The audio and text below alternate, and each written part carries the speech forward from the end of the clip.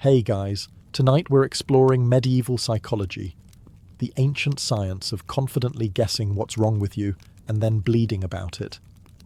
So before you get comfortable, take a moment, like the video and subscribe, but only if you genuinely enjoy what I do here. And let me know in the comments where you're tuning in from and what time it is for you. It's always fascinating to see who's joining us from around the world. In medieval psychology, sadness was not an emotion. It was not grief. It was not stress. It was not the perfectly reasonable reaction to living in a damp hut while everyone you know slowly died of preventable causes. No, sadness was a fluid problem. Specifically, it was black bile, a cold, dry, mysterious substance that medieval scholars imagined sloshing around inside you like emotional tar.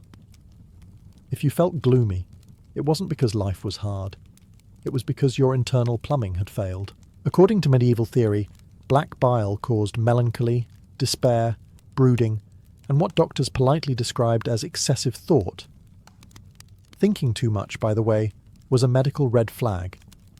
Medieval psychology looked at introspection and said, absolutely not. That's how bile accumulates. The diagnosis was simple. Are you sad? Then congratulations. You are full of bile. The treatment was even simpler. Remove the bile. How? Bloodletting, vomiting, laxatives, sweating, starving. Occasionally all of them in one exciting afternoon. Medieval medicine responded to emotional exhaustion by saying, what if we also make you physically miserable and see which one wins? Doctors took this very seriously. They watched how often you sighed. They tracked your sleep. They analysed whether you stared into the distance too thoughtfully. A person who quietly reflected was considered more dangerous than someone loudly screaming. Silence meant bile was settling, and grief was treated the same way. If your spouse died, medieval psychology didn't recommend comfort, community, or time. It recommended a bowl, a blade, and a firm belief that emotions should be drained like spoiled wine. Creative people were especially doomed. Poets, artists, scholars, anyone who enjoyed thinking, were considered prime candidates for melancholy. Creativity was tolerated only in small doses. Too much imagination caused bile buildup, which caused sadness, which caused treatment, which often caused death. A very efficient system. And here's the best part. If you survived the treatment, the doctor declared success. If you didn't, the problem was technically resolved. Either way, medieval psychology congratulated itself. In an odd way, turning sadness into a substance made it feel controllable. You couldn't understand your emotions, but you could extract them. You couldn't heal your mind, but you could weaken your body until you stopped complaining. Unfortunately, sadness is not a liquid. Black bile does not exist, and bleeding someone does not cure despair. But medieval psychology didn't know that, and it was extremely confident anyway. After medieval psychology decided sadness was a liquid problem, it made another bold discovery. Thinking is risky behavior, not dangerous in a philosophical sense, dangerous in a your brain might overheat and ruin your life sense. Reflection, analysis, and prolonged thought were all considered health hazards. According to medieval scholars, the brain was delicate, soft, moist, extremely sensitive to vibes. If you thought too much, you generated excess heat. That heat dried the brain. A dried brain led to madness, and madness naturally led to consequences that usually involved chains. So, medieval psychology advised moderation in all intellectual activity. You were encouraged to think just enough to do your job, say your prayers, and not ask follow-up questions. Curiosity was tolerated briefly, then monitored closely. Scholars warned that excessive study, reading late at night, or concentrating too intensely could cause mental collapse. Imagine being told that learning Latin was medically risky. Medieval psychology essentially looked at education and said, careful, that's how it starts. Students were advised to take breaks from thinking, long breaks, ideally permanent ones. Overexerting the mind was believed to drain vital spirits, disturb the humours, and invite melancholy. In other words, Thinking too hard made your bile angry again. Everything always came back to bile. The truly unfortunate were philosophers. Medieval society admired philosophers in theory, but distrusted them in practice. A philosopher who asked too many questions wasn't seen as insightful. He was seen as someone courting insanity. If you stared into space too often, people assumed your brain was overheating and quietly rearranging itself. And then there were women.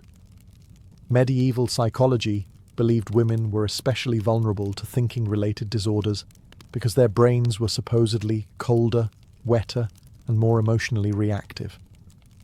This meant that serious intellectual thought was considered not just inappropriate, but medically irresponsible. Education for women wasn't discouraged because of ideology alone. It was discouraged for their own health. Even dreams were suspicious. Vivid dreams meant the imagination was running unchecked, which implied mental imbalance. If you dreamed too creatively, it meant your mind hadn't shut down properly. Sleep was supposed to be passive. If it wasn't, something was wrong. The safest mental state, according to medieval psychology, was mild awareness paired with obedience. Think a little, feel a little, never too much of either. Modern psychology encourages reflection. Medieval psychology encouraged a nap. And honestly, given the circumstances, that might have been the healthiest advice they accidentally gave. Once medieval psychology decided that thinking too much could cook your brain, it made another important discovery. Anger was not emotional. It was internal combustion. Specifically, it was your liver overheating like a poorly ventilated furnace. According to medieval theory, anger came from an excess of yellow bile, a hot and dry substance produced by the liver. If you were calm, your liver was behaving itself. If you were angry, your liver was throwing a tantrum. Emotional regulation, therefore, was not about self-control. It was about temperature management. This meant rage had nothing to do with frustration, injustice, or the fact that medieval life was objectively awful. No, you were angry because your organs were too warm. The solution was obvious. Cool the body, calm the bile, and tell the liver to stop acting up. Treatments included cold baths, cooling diets, and bloodletting. Because apparently removing blood was medieval medicine's answer to everything. If someone had a temper, doctors might recommend avoiding spicy foods, alcohol, sex, and excitement. In short, avoid everything that made life tolerable. Medieval psychology also believed that chronic anger could physically warp your personality. Angry people were described as sharp, bitter, aggressive, and difficult, which, to be fair, is not entirely wrong. But instead of therapy or conflict resolution, the advice was simple. Reduce heat. Eat cold foods. Sit quietly. Do not argue. Ideally, stop having opinions. Men were believed to be more prone to anger because their bodies were naturally hotter. This conveniently explained violence while excusing it. Women, being colder and wetter, were thought to be less angry, unless their moisture levels went wrong, in which case they became hysterical. Medieval psychology was very proud of how neatly it explained everything while understanding nothing. Even righteous anger was discouraged. Excess passion of any kind was dangerous. A man who shouted too much was not standing up for himself. He was medically unbalanced. A woman who expressed anger at all was, well, that was a separate problem involving prayer. In medieval courts, anger was sometimes treated as evidence of poor health rather than bad behavior. If you lashed out, the assumption wasn't that you were wrong. It was that your liver needed intervention. Accountability was optional. Cooling was mandatory. Modern psychology sees anger as a response to stimuli. Medieval psychology saw it as a temperature issue.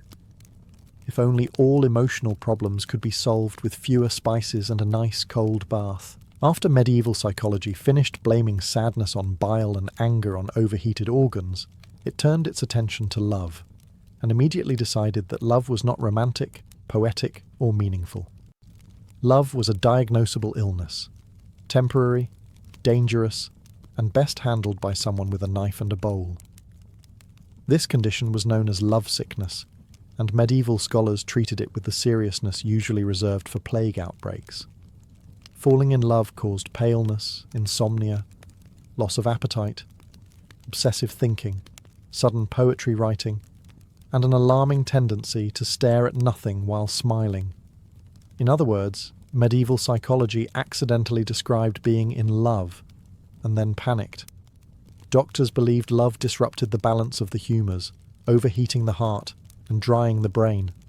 Too much passion sent vital spirits racing through the body like excited children in a monastery. This was unhealthy. Order had been lost. Fluids were misbehaving again. The symptoms were well documented. A lovesick person might sigh excessively, avoid food, speak in metaphors, and lose interest in practical labour.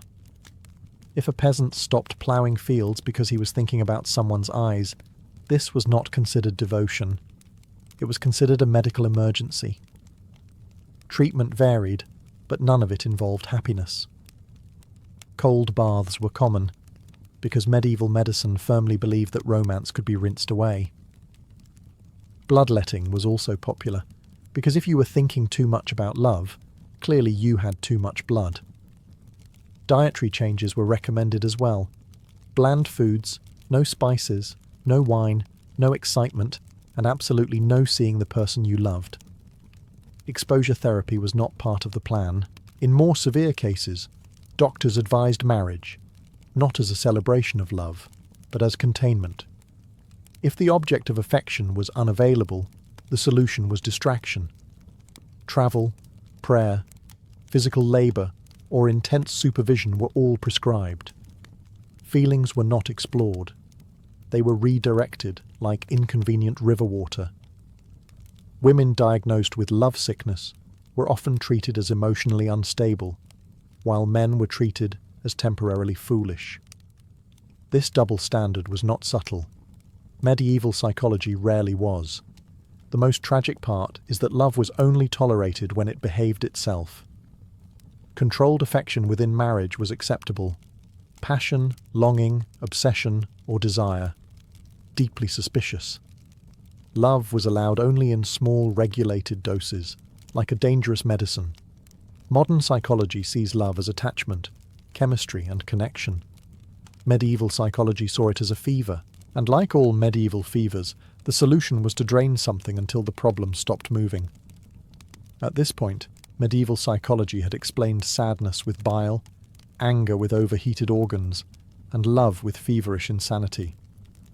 Naturally, it then turned to women and said, yes, this is their fault. Scientifically. According to medieval thinkers, women were more emotional not because of social conditions, limited rights, constant childbirth, or the fact that medieval life was relentlessly brutal. No, women were emotional because they were wetter, colder, more moist, psychologically soggy. This theory was taken very seriously. Medieval psychology believed that the ideal human temperament was hot and dry. Dryness meant stability. Heat meant energy. Men, conveniently, were described as naturally hotter and drier, which explained why they were rational, authoritative, and allowed to speak in public without supervision. Women, on the other hand, were believed to be colder and wetter. Moisture, according to medieval science, caused instability. Emotions slipped around. Thoughts didn't set properly. Reason failed to harden. The mind, like damp bread, simply refused to behave. This moisture theory explained everything medieval society already wanted to believe. Emotional expression, moisture, crying, excess moisture escaping, anger, improper fluid distribution, intelligence. Possible, but risky. Too much thinking could overheat the already damp brain, which was obviously a problem. As a result, education for women was considered medically questionable. Intellectual activity might imbalance their humours, dry out their moisture, or, worse, give them opinions. Medieval psychology framed restriction as protection. We're not limiting you, they said. We're preserving your health.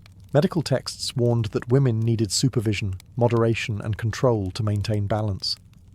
Strong emotions were considered dangerous, not because they were powerful, but because they disrupted the fragile moisture equilibrium. Emotional regulation was not encouraged. Emotional containment was. Even childbirth reinforced these beliefs. The physical processes of pregnancy and menstruation were interpreted as evidence that women were governed by fluids. This made them mysterious, unpredictable, and, therefore, suspicious. Psychology became an excuse for social hierarchy. What medieval scholars never considered was that maybe women were emotional because their lives were constrained, dangerous, and exhausting. That idea would have required thinking, and thinking, as we've established, was dangerous. Modern psychology recognizes emotion as human. Medieval psychology blamed water, and somehow this explanation survived for centuries, proving that confidence, not accuracy, is often the most persuasive force of all. Once medieval psychology finished blaming emotions on fluids, temperature, and dampness, it turned its attention to dreams, and immediately decided that the brain could not possibly be responsible. Dreams were not random, they were not memory fragments, they were not the result of stress, digestion, or that questionable cheese you ate before bed. Dreams were messages. The only question was, messages from whom?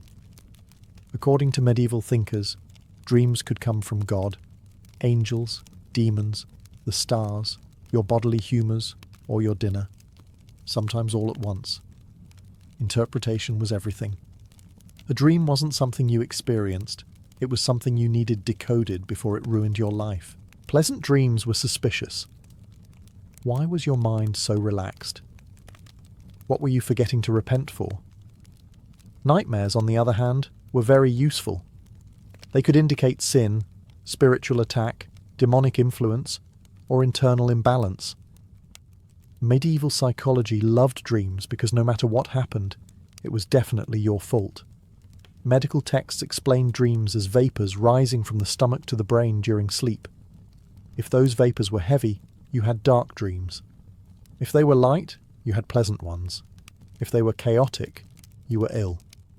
This meant digestion was not just important for health, it was shaping your subconscious. Dream interpretation manuals became wildly popular. These books listed symbols and their meanings with impressive confidence. Snakes meant betrayal, fire meant passion or damnation, falling meant moral weakness, teeth falling out meant something bad. It was never good. Dreams were rarely interpreted as neutral. Medieval psychology didn't believe in neutral mental experiences. Monks took dreams especially seriously.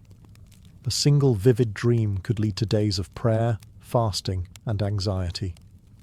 Dreams were treated as evidence of temptation, evidence of divine testing, evidence that your mind was not under proper control. Even erotic dreams were considered moral failures, despite happening while unconscious. Medieval psychology managed to invent guilt that operated independently of your awareness. You could sin in your sleep and still be held accountable. Truly impressive. Modern psychology sees dreams as the brain processing information. Medieval psychology saw them as supernatural performance reviews. And like all performance reviews, they were stressful, confusing, and never quite explained what you were supposed to do better next time. After medieval psychology finished blaming your emotions on fluids and your dreams on divine messaging systems, it arrived at one of its boldest conclusions. If your mind was struggling, you had done something wrong. Mental illness was not a condition, it was not a health issue, it was a character flaw with spiritual consequences. If someone behaved erratically, heard voices, withdrew from society, or experienced intense fear, medieval psychology didn't ask what they were experiencing internally. It asked what sin had caused it. Madness was understood as punishment, possession, or weakness of faith. Sometimes all three, if the situation called for enthusiasm. This belief was incredibly convenient. If mental suffering came from moral failure, then society didn't need to offer care, support, or understanding. It needed discipline, correction, prayer, and occasionally restraint. People with mental illness were often encouraged to confess, repent, fast, or pray harder. If that didn't work, the assumption was not that the treatment was ineffective. It was that the person was resisting divine help. responsibility always flowed downward. In more extreme cases, individuals were restrained, isolated, or handed over to religious authorities. Not for cruelty, but for correction. Medieval psychology truly believed that isolation and punishment could bring the mind back into alignment. If someone screamed, it meant the soul was fighting. If someone went silent, it meant the soul was losing. Either outcome was interpreted as progress. There was also a hierarchy of acceptable suffering. Melancholy among scholars was tolerated. Madness among peasants was suspicious. A noble behaving strangely was eccentric. A poor person doing the same thing was dangerous. Psychology adapted beautifully to social class. The most uncomfortable truth is that medieval psychology wasn't trying to be cruel. It was trying to impose order. A world without explanations is terrifying, so medieval thinkers created explanations that preserved authority and moral clarity. Unfortunately, those explanations turned suffering into guilt. Modern psychology recognizes mental illness as complex, biological, psychological, and social. Medieval psychology saw it as disobedience.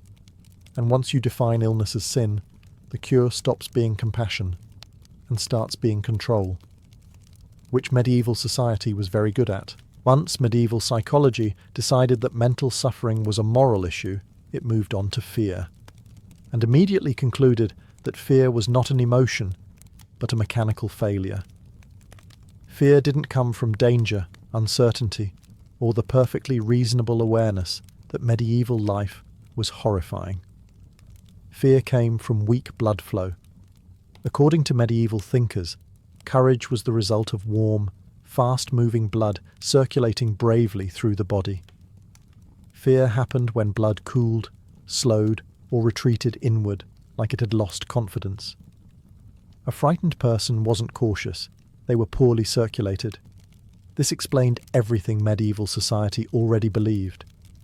Brave men were hot-blooded, cowards were cold, literally. Fear caused the heart to shrink, the limbs to tremble, and the face to pale, all signs that the vital spirits were fleeing the battlefield. Medieval psychology saw fear and said, "Ah yes, your blood has abandoned you." Treatment followed predictable logic. To cure fear, you had to warm the body and stimulate circulation. This meant hot foods, wine, spices, physical exertion, and, occasionally, yelling at the frightened person until they improved. If you were afraid, you weren't offered reassurance. You were encouraged to toughen up metabolically. Soldiers who panicked in battle were not considered traumatized. They were defective. Their blood was weak. Their hearts were cold. Fear was not a survival instinct. It was a personal failure with biological implications. Women, naturally, were considered more fearful because they were colder by nature. Children were fearful because their bodies were still forming. Elderly people were fearful because their heat was fading. In every case, fear was framed as physical decline rather than emotional response. What medieval psychology never considered was that fear is often intelligent. Fear keeps you alive. Fear tells you when something is dangerous. Fear is information. But acknowledging that would have required admitting that panic in a plague-ridden city might be reasonable. And medieval psychology did not reward reason. Even nightmares were linked to fear's physicality. If you woke trembling, it meant your blood had cooled too much during sleep. The solution wasn't comfort. It was warmth. More blankets. More food. Less thinking. Always less thinking. Modern psychology treats fear as a protective response. Medieval psychology treated it as a circulation problem. And honestly, given the lack of safety equipment, maybe fear was the healthiest instinct people had, even if medieval science spent centuries trying to beat it out of them. After medieval psychology blamed your emotions on fluids, temperature, morality, and blood flow, it reached what it considered the final, irrefutable explanation. The planets did it. According to medieval belief, your personality, emotions, and mental stability were heavily influenced by the position of celestial bodies at the moment you were born. Not metaphorically, literally. Mars didn't just symbolize anger, it installed it. Saturn didn't suggest melancholy. It personally delivered it, signed, sealed, and guaranteed. This meant your mind wasn't fully yours. It was leased. Astrology was not fringe thinking. It was mainstream psychology. Scholars, physicians, and clergy all agreed that the heavens shaped human thought the way the moon shaped the tides, except with more paperwork and fewer refunds. If you were anxious, Mercury was acting up. If you were aggressive, Mars was nearby. If you were sad, Saturn had parked itself in the wrong house. And if your life was falling apart entirely, congratulations, you were born at an inconvenient time. Birth charts were treated like psychological profiles. Doctors consulted them before making diagnoses. Kings consulted them before making decisions. Parents consulted them to explain why one child was calm and the other one was like that. The beauty of astrology was that it explained everything while absolving everyone. Your temper wasn't your fault. Your sadness wasn't your fault. Your terrible decision-making wasn't your fault. It was written in the stars. Accountability floated somewhere between Jupiter and nowhere. Even treatment depended on astrology. Certain days were considered better for bloodletting, purging, or emotional correction.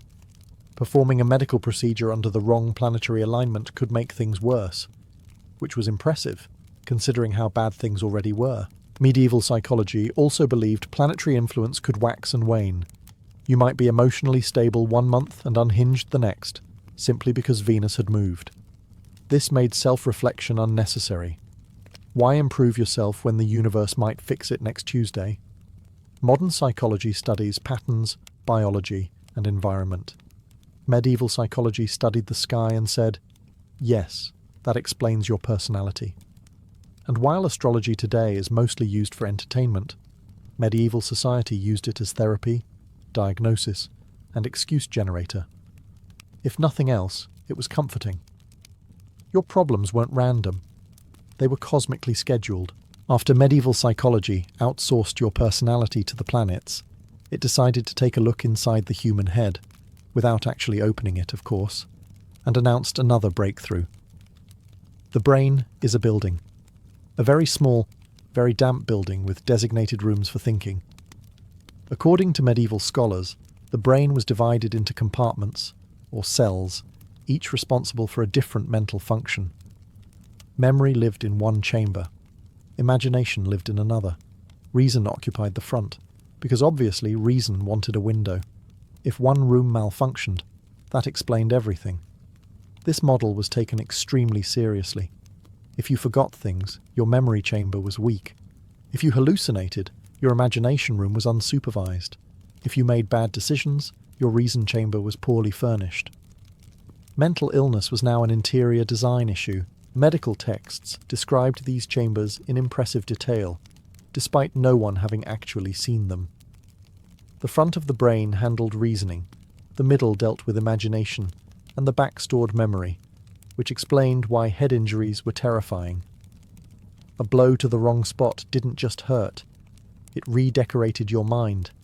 And yes, medieval psychology believed these chambers could be physically affected by diet, emotions, and weather. Cold air made the brain too moist. Heat dried it out. Excess thinking overheated specific rooms. The brain, in medieval theory, was basically a medieval house with terrible insulation and constant mold problems. This belief shaped treatment. To improve memory, doctors recommended strengthening the memory chamber with herbs, prayers, repetition, and sometimes strong smells, because nothing sharpens recall like being assaulted by incense. If imagination ran wild, patients were advised to reduce stimulation, avoid stories, and stop thinking creatively, which medieval psychology considered a perfectly reasonable request. Education was also shaped by this model. Learning too much too fast was dangerous. You might overload a chamber. Better to memorize slowly, cautiously, and under supervision. A mind bursting with knowledge was not impressive. It was structurally unsound. Modern neuroscience maps networks and processes. Medieval psychology drew floor plans. And while the idea of mental rooms sounds ridiculous now, it gave medieval thinkers a sense of control. If the mind had structure, it could be managed. If it could be managed, it could be corrected, even if the blueprint was completely imaginary. After medieval psychology carefully explained where your memories were stored and which room imagination was misbehaving in, it turned its suspicious gaze toward happiness and immediately decided that too much joy was a medical risk. Yes, being happy was fine. Being very happy, deeply concerning. According to medieval thinkers, intense joy overheated the heart, and an overheated heart was dangerous. The heart, remember, was not just a pump. It was the emotional command center. If joy became excessive, the heart expanded, spirits rushed, balance collapsed, and sudden death politely showed up uninvited. This meant medieval psychology genuinely warned people against excitement. Sudden good news was risky. Laughter needed moderation. Celebration required restraint. If someone experienced overwhelming happiness, doctors advised calm, rest, and emotional cooling, because joy, left unchecked, could kill you faster than sadness ever did. And medieval texts were full of examples meant to terrify readers into emotional moderation.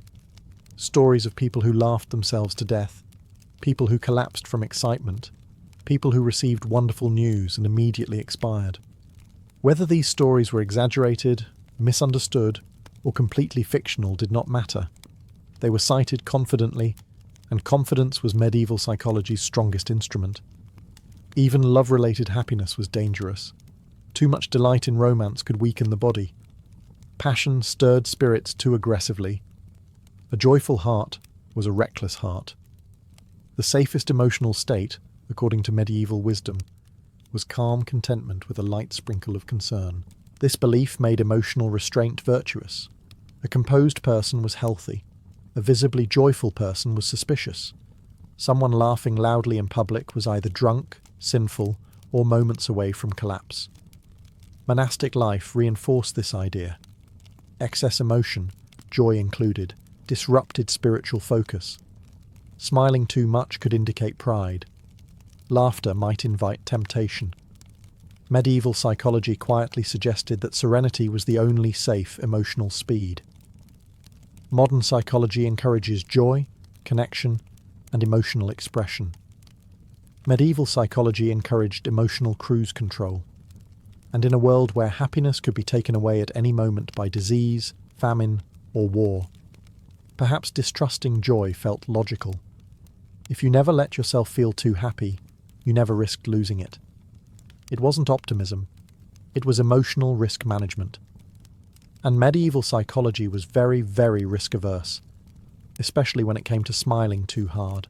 After medieval psychology decided that too much happiness could kill you, it turned its attention to children and made another confident conclusion. Children were not fully human yet, not metaphorically, literally incomplete, like unfinished furniture that hadn't set properly. Medieval thinkers believed children were governed almost entirely by moisture. Their bodies were soft, wet, and unstable. Their minds were even worse. A child's brain, according to medieval psychology, had not hardened enough to support proper reason. This explained everything from tantrums to curiosity, to the fact that children asked inconvenient questions. Children weren't seen as developing psychologically. They were seen as lacking structure. Their thoughts slipped. Their emotions overflowed. Their attention wandered. None of this was considered normal development. It was considered evidence of deficiency. As a result, emotional expression in children wasn't explored or nurtured. It was corrected. Loud laughter, excess spirits, crying, weak control, fear, cold blood, curiosity, dangerous thinking. Childhood was not a stage to be understood. It was a condition to be managed. Education reflected this belief. Learning was heavily focused on memorization and obedience. Imagination was discouraged because it strengthened the wrong brain chamber. Too much play was wasteful. Too much questioning was suspicious. A good child was quiet, compliant, and emotionally restrained, essentially a small adult with worse coordination. Discipline was harsh, not because medieval parents were uniquely cruel, but because psychology supported it. If children were unstable, then firmness created structure. Pain was instructional. Fear was corrective. Affection was optional. Even affection itself was treated cautiously. Too much warmth might spoil a child's temperament. Too much comfort might prevent the humours from settling properly. Medieval psychology believed resilience came from restraint, not support. And because children were seen as unfinished, their emotions were rarely taken seriously. A child in distress wasn't anxious or overwhelmed. They were misaligned. The solution was correction, not conversation. Modern psychology sees childhood as foundational. Medieval psychology saw it as a problem to survive. Children weren't encouraged to grow emotionally. They were expected to harden. And in a world that demanded endurance above all else, medieval psychology believed it was doing them a favour, even if it never once asked how the children felt about it. After medieval psychology decided children needed hardening rather than nurturing, it turned to adults and announced another solution to mental distress: stop talking. Silence, according to medieval thinkers, was not just polite, it was therapeutic. Words stirred the mind. Thoughts followed words, emotions followed thoughts. And emotions, as we've established, were dangerous, damp, overheated, morally suspicious, and probably full of bile. Therefore, silence was medicine. Monastic psychology perfected this idea. Monks believed that speech scattered the mind, while silence gathered it back into order. Talking too much weakened reason. Joking was risky. Complaining was spiritually corrosive. Silence allowed thoughts to settle, humours to calm, and the soul to stop doing whatever it had been doing wrong. Even outside monasteries, medieval psychology encouraged restrained speech. A quiet person was considered wise. A talkative person was considered unstable. Someone who spoke passionately or emotionally was not expressive. They were imbalanced. Excess words meant excess thought, and excess thought led directly back to madness. Silence was especially recommended for people experiencing distress. Feeling anxious? Be silent. Feeling sad? Be silent. Feeling angry? Definitely be silent. Medieval psychology believed that speaking about emotions amplified them, much like blowing on a fire. Suppressing thoughts wasn't repression, it was maintenance. This belief also made silence a moral virtue. Quiet people were disciplined, loud people were suspect. Speaking out, especially against authority, wasn't framed as dissent. It was framed as psychological instability. If you objected too strongly, perhaps your humours were acting up. Women were encouraged towards silence more than men. Emotional speech was seen as proof of instability, and silence was framed as protection. Medieval psychology didn't silence people by accident. It medicalized silence. And to be fair, silence sometimes helped. In a chaotic, noisy world, quiet moments probably did calm the mind. But medieval psychology didn't stop there. It didn't recommend balance. It recommended suppression. Modern psychology encourages expression, reflection, and communication. Medieval psychology encouraged quiet obedience. Silence wasn't about understanding yourself, it was about containing yourself.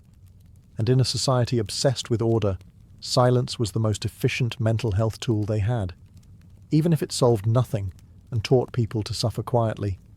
After medieval psychology explained emotions with fluids, fear with circulation, joy with heart explosions, and silence as therapy, it arrived at its grand unifying theory. The mind did not exist on its own. There was no such thing as mental health. There was only spiritual alignment. Thoughts, emotions, behaviours, all of it was inseparable from the soul. If your mind struggled, it meant your soul was out of order. If your emotions overflowed, your soul lacked discipline. If you felt despair, confusion, or anxiety, medieval psychology didn't ask what happened to you. It asked what you had failed to do. This made psychological suffering incredibly easy to explain, and incredibly hard to escape. If the mind was simply a reflection of spiritual health, then the solution was not understanding, support, or care. The solution was obedience, prayer, repentance, moral correction.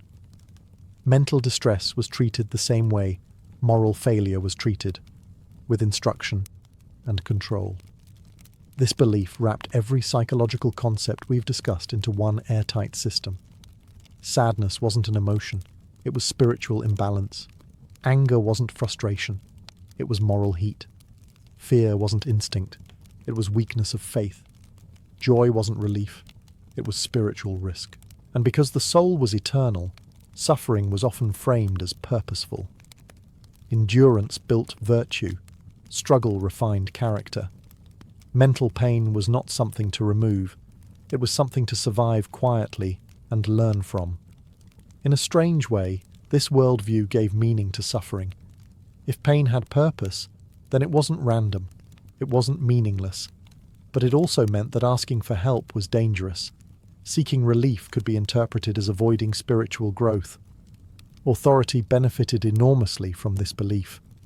If distress was spiritual, then priests, not patients, held the answers. Obedience became therapy. Submission became healing. And questioning the system wasn't curiosity, it was rebellion. Modern psychology separates mind, body, and belief, while recognizing their interaction. Medieval psychology fused them into one moral equation. And while that system helped medieval society maintain order, it did so by misunderstanding the mind entirely. The medieval world didn't lack intelligence. It lacked tools. So it built explanations out of what it had: faith, tradition, fear, and confidence. And it believed them completely, which may be the most human psychological trait of all. If there's one psychological principle medieval thinkers truly mastered, even if by accident, it's this: confidence beats correctness every time. Medieval popular psychology worked not because it was accurate, but because it was delivered with absolute certainty. There were no maybes, no "we're still studying this," no "results may vary." Every explanation arrived fully formed, confident, and unwilling to be questioned.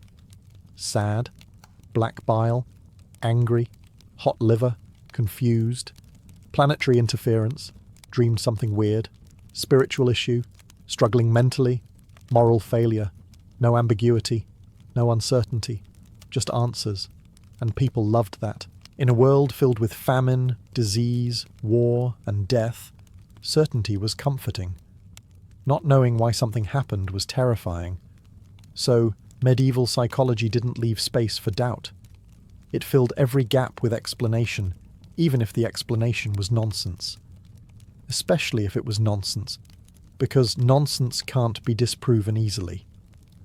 These ideas spread because they were simple, repeatable, and authoritative. Anyone could learn them. Anyone could apply them. You didn't need training, research, or evidence. You needed confidence and a straight face. And once an idea was accepted, it became self-reinforcing. If a treatment worked, it proved the theory. If it failed, the patient was at fault. If someone recovered, the system took credit. If someone didn't, the system explained why they deserved it. That's not bad science. That's excellent propaganda. Medieval psychology also benefited from hierarchy. Knowledge flowed downward. Scholars spoke. Everyone else listened. Questioning wasn't curiosity. It was instability. Doubt itself became a symptom. And here's the uncomfortable part. This isn't just medieval. Modern people like to think we're immune to confident nonsense. We are not. We still gravitate towards simple explanations, neat labels, and theories that tell us who's at fault. We still prefer certainty over complexity. We still confuse confidence with truth. The medieval world didn't fail because it was stupid. It failed because it was human. Given limited tools, limited data, and overwhelming fear, people created explanations that felt right and defended them fiercely. Psychology wasn't about understanding minds. It was about maintaining order, reducing uncertainty, and making suffering feel explainable. So when we laugh at medieval psychology, we're not just mocking the past, we're seeing a version of ourselves, just with worse hygiene and stronger opinions. And that might be the most psychologically accurate conclusion medieval science never meant to reach. In the 3rd century before Christ, the Adriatic Sea was not a peaceful stretch of blue water connecting friendly ports. It was a contested highway of warships, merchant convoys, and coastal strongholds, where power belonged to whoever could control the waves. Along its eastern shore lay Illyria, a rugged land of mountains, islands, and fiercely independent tribes whose strength came not from vast armies, but from the sea itself. It was into this maritime world that Teuta of Illyria rose to power. Teuta did not inherit a quiet throne. She became regent after the sudden death of King Agron, ruling on behalf of his young son Pinnes. To outsiders, especially the Greek city-states and the rising Roman Republic, this arrangement looked fragile. A woman in command, governing a warrior society known for raiding and seafaring, seemed unlikely to last. Yet those assumptions revealed more about foreign prejudice than Illyrian reality. Illyrian society was accustomed to strong leaders who proved themselves through action, rather than lineage alone. Teuta understood this instinctively. Instead of softening Agron's policies or retreating into diplomacy, she embraced the foundations of Illyrian power: ships, sailors, and dominance of the Adriatic coast. Under her regency, Illyria did not pause or hesitate. It expanded. The Illyrian navy grew more organized and more aggressive. Fast, light vessels patrolled the coastline and island chains, striking merchant ships and enemy ports with precision. To the Illyrians, these actions were not criminal piracy, but an accepted extension of maritime warfare. Control of the sea meant survival, wealth, and leverage. Teuta defended this worldview fiercely, refusing to distinguish between raiding and rule. From her coastal strongholds, Teuta governed not as a ceremonial figure, but as a naval commander. She delegated authority to trusted captains, fortified ports, and encouraged the continuation of seaborne raids that filled Illyrian coffers and kept rival powers uneasy. Her rule signalled continuity, not weakness. What truly unsettled her neighbours was not just the raids, but the confidence behind them. Teuta acted like a sovereign who expected obedience, not permission. She ruled as if the Adriatic already belonged to her, and in many ways it did. For a brief but decisive moment, Illyria was no longer reacting to larger powers. Under Teuta, it was challenging them directly, ship by ship, wave by wave. Teuta's power rested on a principle that terrified her neighbours and unified her people. The sea obeyed Illyrian law, not foreign complaints. Along the Adriatic coast, generations of Illyrians had lived by maritime raiding. Ships were tools of survival, and taking cargo from passing merchants was considered no different from taxing land routes or seizing enemy livestock. When Teuta assumed regency, she did not attempt to reform this tradition. She formalised it. Rather than treating raids as uncontrolled acts of banditry, Teuta allowed local commanders wide autonomy at sea. Captains operated under the understanding that success brought reward, failure brought punishment, and loyalty to the crown was non-negotiable. This system created a ruthless but effective naval culture. Illyrian ships became faster, bolder, and more coordinated. Coastal cities that resisted were harassed. Those that cooperated were left untouched. To Greek merchants and Roman traders, this distinction meant little. Their ships were still boarded, their crews threatened, and their cargo seized. Complaints began to flood diplomatic channels, especially from Rome, which was just beginning to look eastward across the Adriatic. Roman senators labelled these actions piracy, a word loaded with moral outrage and political justification. Teuta rejected the label entirely. When Roman envoys arrived to demand restraint, they expected negotiation. What they encountered instead was a ruler who spoke from a position of strength. Teuta reportedly argued that Illyrian custom did not forbid private citizens from taking wealth at sea. The state was not responsible for the actions of individual sailors. To Rome, this sounded like arrogance. To Illyria, it was a declaration of sovereignty. This moment marked a fundamental clash of worldviews. Rome believed law flowed from centralized authority. Teuta ruled a kingdom where power flowed outward, delegated to warriors who earned their keep through conquest. Neither side misunderstood the other. They simply refused to yield. By defending Illyrian maritime customs, Teuta was not provoking war out of recklessness. She was preserving the economic backbone of her realm. To restrict naval raids would weaken her captains, her treasury, and her legitimacy. Authority in Illyria depended on visible strength, especially from a female ruler navigating a violent political landscape. What Rome saw as lawlessness, Teuta saw as order. And as Roman patience thinned, the Adriatic began to feel less like a shared sea and more like a fault line, one that would soon fracture into open war. For years, Rome had tolerated instability beyond the Adriatic with irritation rather than urgency. Illyria was distant, fragmented, and useful mainly as a source of timber, slaves, and trade routes. But under Teuta of Illyria, Illyrian activity at sea stopped being an inconvenience and became an embarrassment. Roman merchants were attacked with increasing boldness, and worse still, Rome's authority was being openly dismissed. The breaking point came when Roman envoys were sent across the Adriatic to confront the Illyrian court. Diplomacy was meant to reassert Roman superiority without bloodshed. Instead, it exposed just how little Teuta feared Roman threats. She refused to curb Illyrian naval practices and allegedly allowed violence against one of the ambassadors on the return journey. Whether ordered directly or merely tolerated, the message was unmistakable. Illyria did not bow. In Roman political culture, such an insult could not go unanswered. Rome was still shaping its identity as a Mediterranean power, and prestige mattered as much as territory. To allow a foreign queen to challenge Roman authority at sea would signal weakness, not just to Illyria, but to every coastal state watching closely. The Senate responded decisively. What began as a dispute over piracy was reframed as a moral crusade. Rome declared that it was not conquering, but restoring order.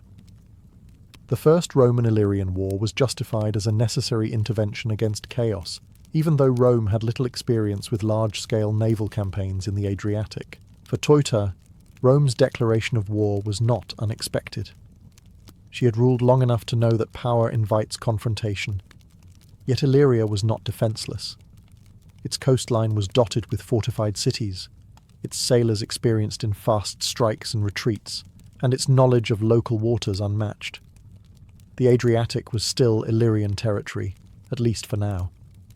However, Rome brought something Illyria lacked: overwhelming resources and relentless organization. Roman fleets crossed the sea with clear objectives, targeting coastal strongholds one by one. Cities that had once relied on Illyrian protection began to waver, calculating survival over loyalty. The war marked a turning point. For the first time, Teuta faced an enemy that could not be intimidated by reputation alone. The Adriatic was no longer just a battlefield of ships and raids. It had become the front line of a struggle between two visions of power, and only one of them would ultimately dominate the sea. When Roman fleets began appearing along the Adriatic shoreline, the war ceased to be an abstract threat and became a daily reality. Ports that once thrived on Illyrian protection now faced a brutal choice: resist Rome and risk destruction, or defect and survive. For Teuta of Illyria, this was the most dangerous phase of her rule, because naval power alone could not guarantee loyalty on land. Rome advanced methodically. Instead of chasing Illyrian raiders at sea, Roman commanders targeted coastal cities, cutting away the infrastructure that supported Teuta's fleet. One by one, strongholds fell or surrendered. Some cities were taken by force. Others opened their gates without a fight, hoping Roman protection would be more predictable than Illyrian dominance. Teuta responded in the way Illyrian rulers always had, by relying on speed, intimidation, and geography. Her ships continued to strike Roman supply lines, harassing fleets and disrupting communications. Narrow channels, rocky shores, and hidden harbours favoured Illyrian sailors, who knew every inlet and current. Roman ships, heavier and less agile, struggled in these unfamiliar waters. Yet this advantage could not offset Rome's persistence. Where Illyrian warfare emphasized swift blows, Roman warfare emphasized endurance. Losses were replaced quickly, fleets were repaired, troops returned in greater numbers. Each Roman victory, however small, chipped away at Teuta's authority. The psychological impact was just as severe. Illyrian commanders, who had once acted independently, now faced an enemy that punished hesitation and rewarded betrayal. Some local leaders abandoned Teuta, negotiating their own terms with Rome. Each defection weakened the illusion of unity that had sustained Illyrian power. As pressure mounted, Teuta withdrew from the most exposed coastal positions, retreating inland and relying on fortified centres farther from Roman reach. This strategic pullback preserved her personal safety, but signalled a loss of control over the sea. The Adriatic, once ruled by Illyrian ships, was slowly slipping from her grasp. The war revealed a harsh truth. Teuta had mastered Illyrian traditions of power, but Rome was fighting a different kind of war, one built on discipline, logistics, and long-term occupation. The clash was no longer about piracy or pride. It was about survival, and Illyria was being forced into a defensive posture it had never truly known. As Roman pressure intensified, the war reached its decisive phase. Illyria could still wound Rome, but it could no longer stop it. The steady fall of coastal cities cut off Teuta's access to the sea, strangling the very source of her authority. Without ports, fleets became liabilities. Ships needed harbours, supplies, and safe passage. Rome understood this and pressed its advantage relentlessly. Facing the collapse of her maritime network, Teuta made a strategic choice rooted in survival rather than pride. She entered negotiations with Rome, not as a defeated pirate queen, but as a ruler seeking to preserve what remained of her kingdom. The resulting settlement was harsh. Illyria was forced to pay tribute, surrender control of much of its coastline, and limit its naval operations. Illyrian ships were forbidden from sailing south of a defined boundary without Roman permission. The Adriatic, once her domain, was now regulated by Roman law. Most striking of all was Teuta's removal from power. Whether she formally abdicated or was politically sidelined, her reign effectively ended with the war. Rome installed client rulers more willing to comply with its demands, ensuring Illyria would never again challenge Roman shipping with the same confidence. Yet defeat did not erase Teuta's legacy. Rome had won militarily, but it had not silenced the message of her rule. For the first time, Rome had fought a war triggered not by conquest alone, but by resistance to a female sovereign who refused to be intimidated. Roman historians later portrayed her as reckless and arrogant, framing the conflict as a necessary lesson in order. But beneath that narrative lay an uncomfortable truth. Teuta had forced Rome to take Illyria seriously. Even in loss, she reshaped the balance of power. The war marked Rome's first major intervention east of the Adriatic, opening the path for future expansion into the Balkans and Greece. Illyria became a testing ground for Roman imperial policy, a place where Rome learned how to dominate maritime regions through control rather than annihilation. Teuta disappeared from the historical record after her fall, but her shadow lingered. She had ruled at the edge of empire and refused to retreat quietly. Though stripped of her fleet and crown, she left behind a warning etched into Roman memory. The sea was never truly tamed, and those who challenged it could force even Rome to act. With Teuta removed from power, Rome did what it always did after victory. It seized control not only of territory, but of the narrative. Roman historians, senators, and later chroniclers framed the First Roman-Illyrian War as a civilizing mission. Illyria was portrayed as lawless, its sailors as pirates, and its queen as an unstable ruler who needed to be put in her place. This version of events would dominate surviving sources for centuries. In Roman accounts, Teuta of Illyria appears less as a sovereign and more as a cautionary tale. She is described as arrogant, impulsive, and incapable of governing responsibly. Her defense of Illyrian maritime customs was twisted into evidence of moral failure. By reducing her rule to personality flaws, Rome avoided acknowledging the legitimacy of Illyrian power or the effectiveness of her leadership. What these sources rarely admit is how seriously Rome took her. The Senate did not mobilize fleets and legions against figures it considered insignificant. Rome crossed the Adriatic because Teuta's policies disrupted trade, challenged authority, and exposed Roman vulnerability at sea. In practical terms, she forced Rome to adapt, to build stronger naval presence, and to rethink how it managed maritime frontiers. The rewriting of her image served a political purpose. By casting Teuta as reckless, Rome justified future interventions. Any resistance could now be labelled piracy. Any defiance could be framed as chaos requiring Roman order. Illyria became an example, a warning to other coastal powers that independence would be punished and remembered unfavourably, yet the very hostility of Roman writing preserves Teuta's importance. If she had been weak, she would have been ignored. Instead, she became a symbol of disorder precisely because she had disrupted Rome's sense of control. Her gender amplified this reaction. A woman exercising naval authority unsettled Roman expectations, making it easier to reduce her to caricature rather than confront the implications of her rule. Outside Roman texts, Illyrian voices are almost entirely lost. What remains must be read between the lines of hostile sources. There, a different figure emerges, a regent who protected her kingdom's economy, enforced tradition, and ruled decisively in a brutal geopolitical environment. Rome may have written the surviving history, but it did not erase Teuta's impact. Even in distortion, her presence endures, etched into Roman memory as a ruler strong enough to demand explanation, condemnation, and justification long after her fall. Stripped of her throne and written into history by her enemies, Teuta might have faded into obscurity. Instead, her story endured precisely because it defied expectations. In a Mediterranean world dominated by male generals and kings, Teuta of Illyria stood out as a ruler whose authority rested on the sea, not on dynastic ceremony or domestic influence. Naval power in the ancient world was rare and difficult to maintain.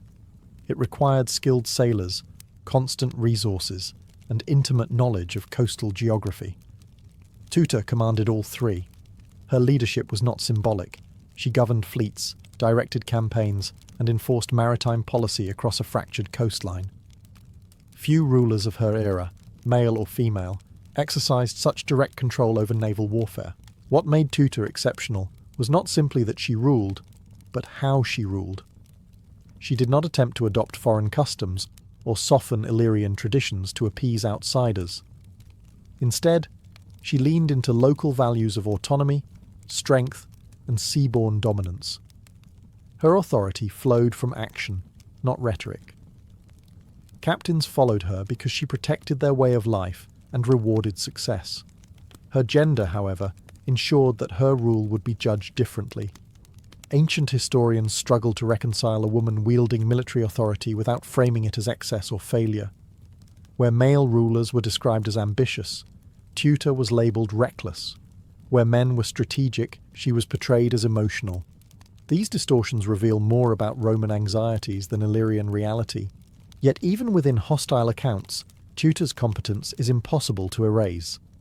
Rome did not face a disorganized band of raiders, but a coordinated maritime power capable of disrupting trade across an entire sea. The war against Illyria was Rome's first step into sustained naval dominance in the eastern Adriatic, and it was Teuta who forced that step. Beyond military history, her reign challenges modern assumptions about ancient leadership. Illyrian society, often dismissed as peripheral, produced a ruler capable of standing against the largest republic of the age. Teuta's authority suggests that power structures in the ancient Balkans were more flexible and pragmatic than later narratives admit. She ruled briefly but decisively. She lost, but not insignificantly. Teuta did not merely resist Rome. She reshaped the geopolitical map that Rome would later dominate. In doing so, she secured a place not as a footnote, but as one of the ancient world's most formidable maritime sovereigns. Teuta's removal from power did not end Illyrian resistance, but it permanently altered its character. After the First Roman-Illyrian War, the Adriatic was no longer a contested frontier governed by local customs. It became a monitored sea, watched, regulated, and increasingly dominated by Rome. The treaties imposed after Teuta's defeat were designed not just to punish, but to prevent any future ruler from rebuilding what she had created. Illyrian ships were restricted in number and movement. Ports that once acted independently were bound to Roman interests through client rulers and garrisons. Trade routes shifted westward, favouring Roman merchants who now sailed with greater security. In practical terms, Rome achieved what it had wanted from the beginning: predictable control of maritime commerce. Yet this control came at a cost. Rome had learned that the Adriatic was not naturally submissive. It required constant attention, patrols, and intervention. Rebellions flared repeatedly in the decades that followed, proving that Illyrian seafaring culture could be suppressed, but not erased. Teuta's war had revealed the region's volatility, forcing Rome into a long-term commitment it had not originally planned. For Illyria, the post-Teuta era was one of fragmentation. Without a unifying naval authority, local leaders competed for favour and survival. Some collaborated openly with Rome. Others resisted quietly, waiting for opportunities that rarely came. The age of Illyrian dominance at sea was over, replaced by cautious coexistence under Roman oversight. Ironically, Teuta's defeat accelerated Rome's transformation into a true Mediterranean power. The war pushed Rome to expand its naval capabilities, refine its maritime strategy, and project authority beyond Italy. What began as a response to Illyrian raids became a rehearsal for later conflicts against Carthage, Greece, and the Hellenistic kingdoms. Thus, Teuta's impact outlived her reign. She did not merely lose a war. She forced Rome to grow, adapt, and commit to imperial expansion across the sea. The Adriatic that followed her was quieter, more regulated, but also more Roman. In this way, Teuta shaped the future even in absence. The sea she once ruled no longer answered to Illyrian captains, but it still bore the imprint of the queen who had made Rome cross it in force for the first time. History remembers victors more kindly than challengers, yet some figures endure precisely because they resisted overwhelming power. Teuta belongs to this rare category. Though defeated and displaced, she remains one of the earliest recorded female rulers to command naval warfare on a regional scale. Her story survives not because Rome wanted it to, but because it could not be ignored. Teuta's legacy is not one of conquest, but of defiance. She ruled at a moment when Illyria stood at the edge of history, about to be absorbed into a larger imperial system.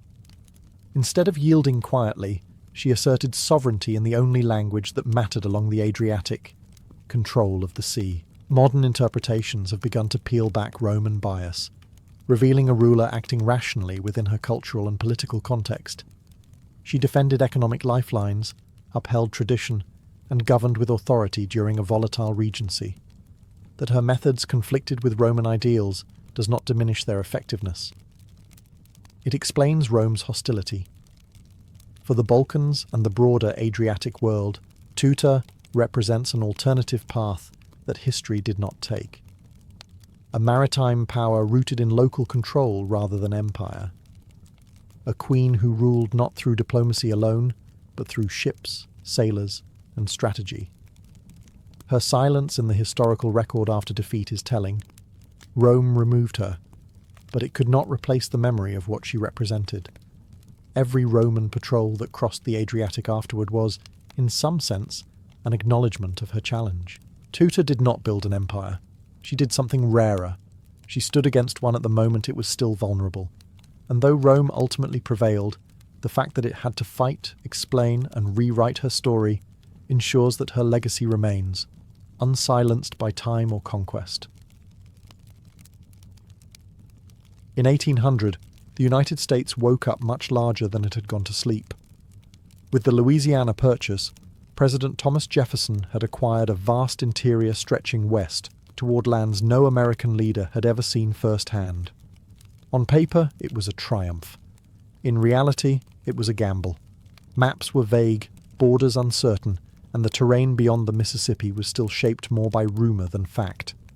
Jefferson now owned a continent he barely understood.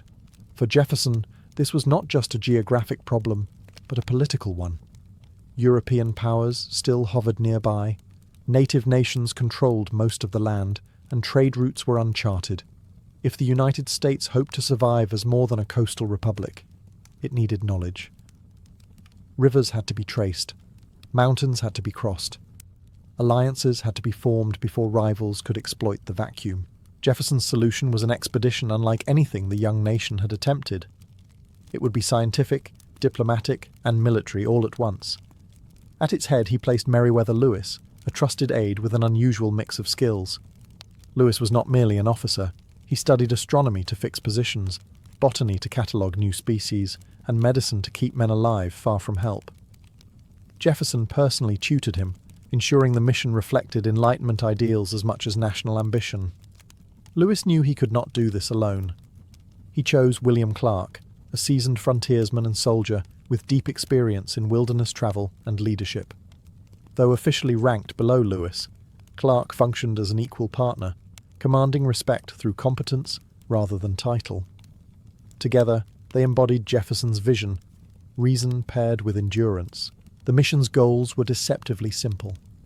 Find a route to the Pacific, chart rivers and terrain, establish American presence among native nations.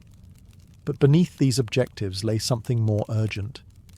If the expedition failed, the West would remain mysterious and vulnerable.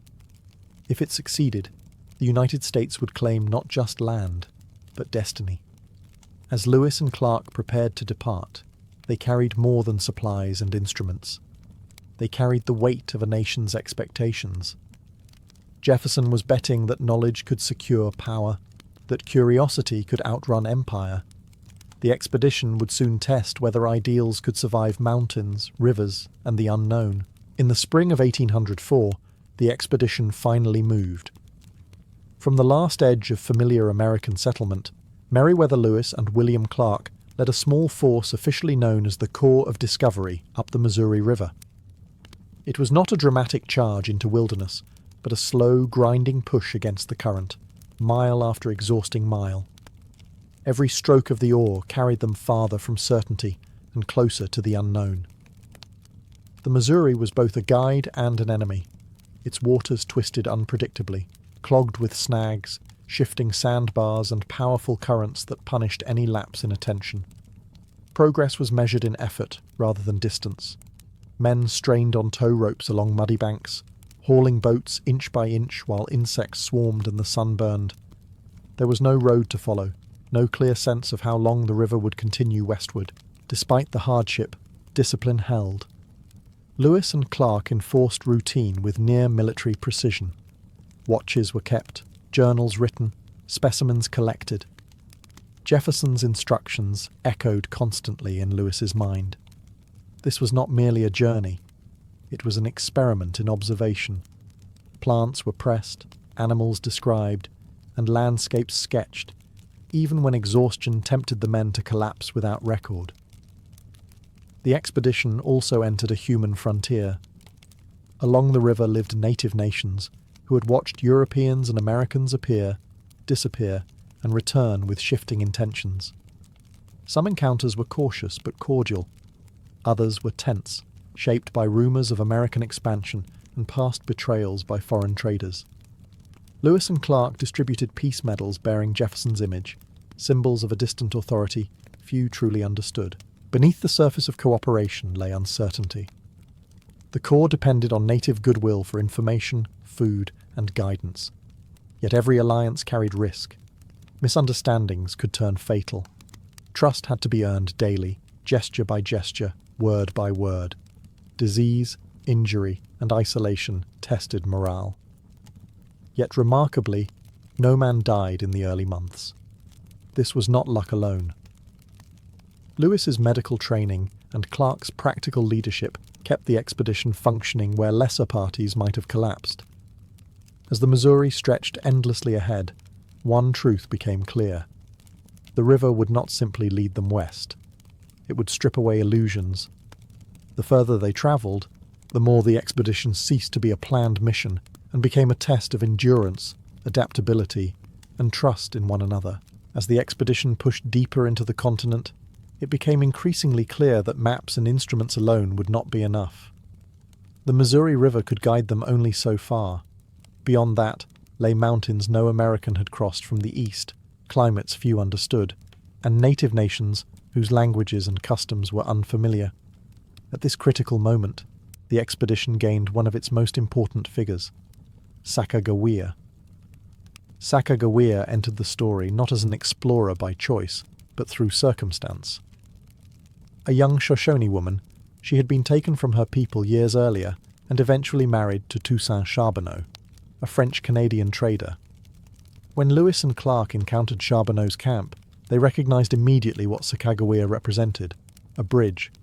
She spoke Shoshone and Hidatsa, understood the land, and, just as importantly, carried cultural authority the Corps lacked. Her presence transformed how the expedition was perceived. A military unit could provoke suspicion. A group travelling with a woman and her infant son signalled something different. War parties did not bring families. This single detail likely saved the Corps from countless hostile encounters. Where weapons created tension, Sacagawea created hesitation, curiosity, and space for negotiation. Her contributions went far beyond symbolism. She identified edible plants when supplies ran low. She recognized landmarks remembered from childhood, offering crucial geographic insight. When a boat nearly capsized, it was Sacagawea who calmly retrieved journals and instruments, preserving the records Jefferson had demanded. Survival often hinged on such moments, quiet and easily overlooked. Yet Sacagawea's role has often been romanticized or simplified. She was not a silent guide pointing westward in legend. She was a young woman navigating pregnancy, motherhood, and trauma while travelling through territory shaped by loss and displacement. Her strength lay not in heroics, but in endurance. She adapted constantly, balancing her own vulnerability with the expedition's needs. For Lewis and Clark, Sacagawea embodied the reality of the land they were crossing. The West was not empty. It was lived in, remembered, and claimed by others long before Americans arrived.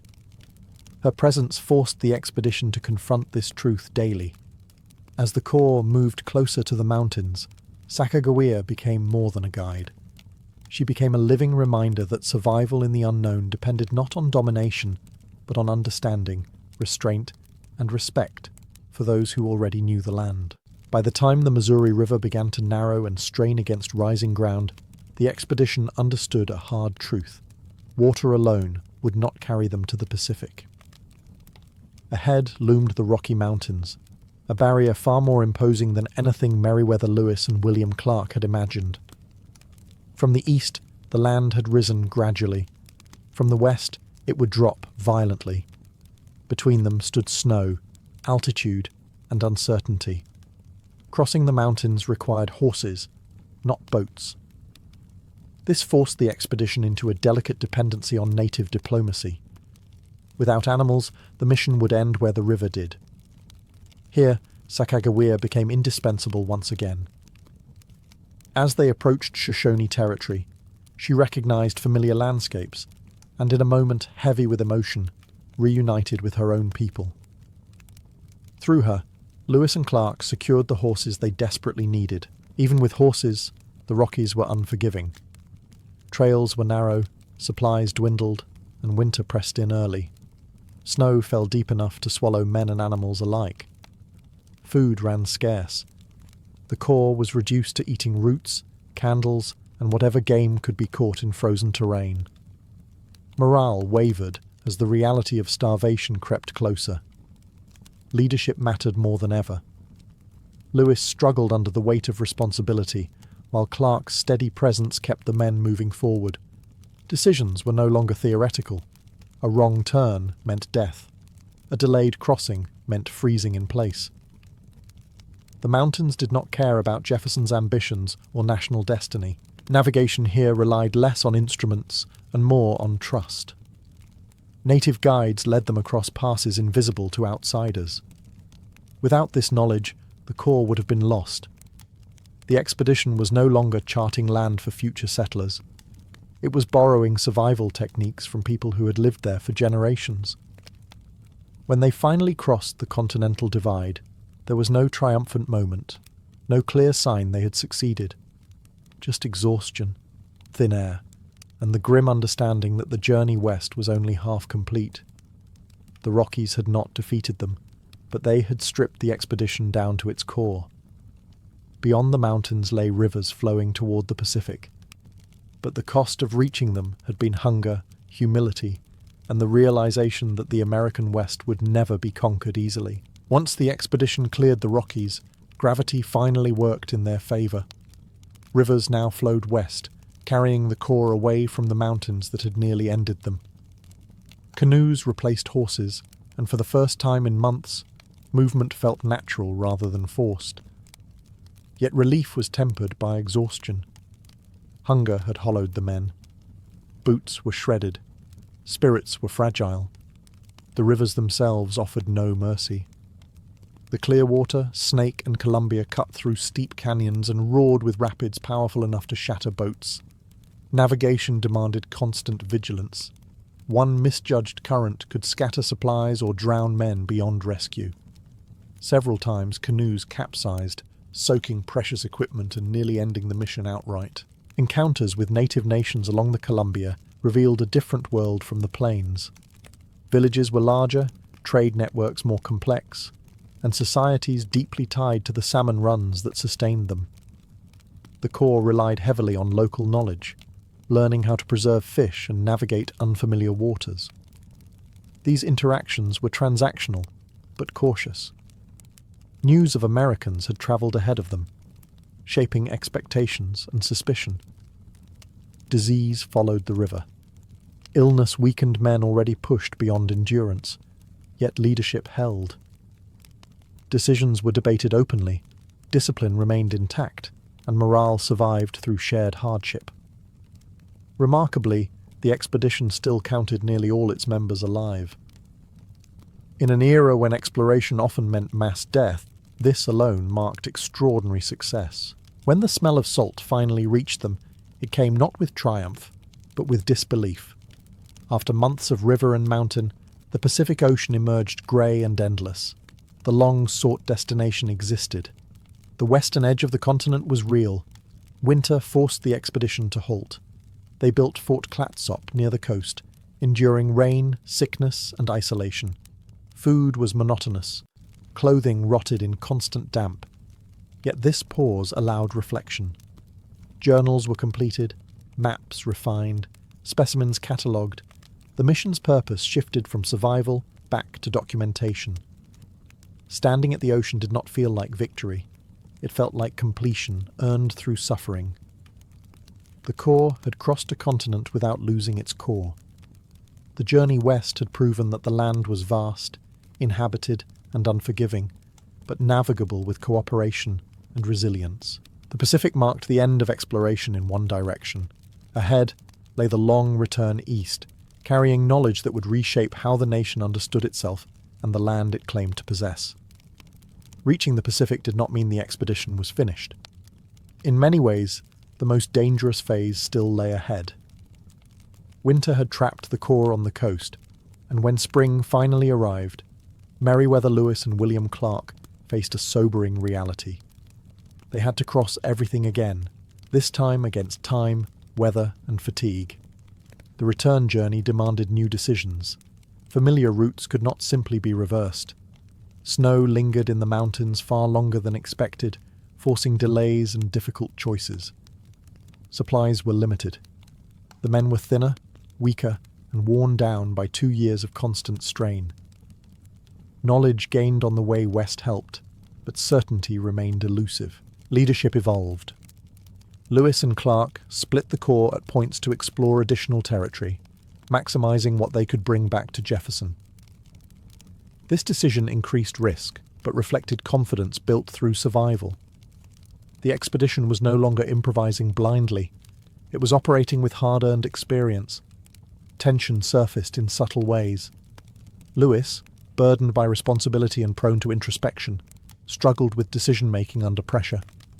Clark's steadiness again proved essential, balancing caution with momentum. Their partnership, forged through hardship, held firm when others might have fractured. Encounters with native nations on the return were shaped by memory. Some welcomed the Corps back as familiar figures. Others remained wary, aware that Americans rarely passed through land without eventually returning in greater numbers. The expedition carried gifts, words of peace, and promises it could not guarantee would be honoured. One incident nearly ended everything. Lewis was accidentally shot during a hunting mishap, a reminder of how fragile survival remained even after success. He recovered slowly, pressing on despite pain and weakness. The mission could not stop. History would not wait for healing. As rivers widened and familiar landmarks reappeared, the sense of distance closed. What had once felt infinite now felt measured. The unknown had become known, mapped, and recorded. When the Corps finally returned east, they did not arrive as conquerors or heroes in their own minds. They arrived as witnesses. They carried journals filled with observations, maps etched from memory, and stories of cooperation, suffering, and resilience. The journey home completed the expedition's purpose.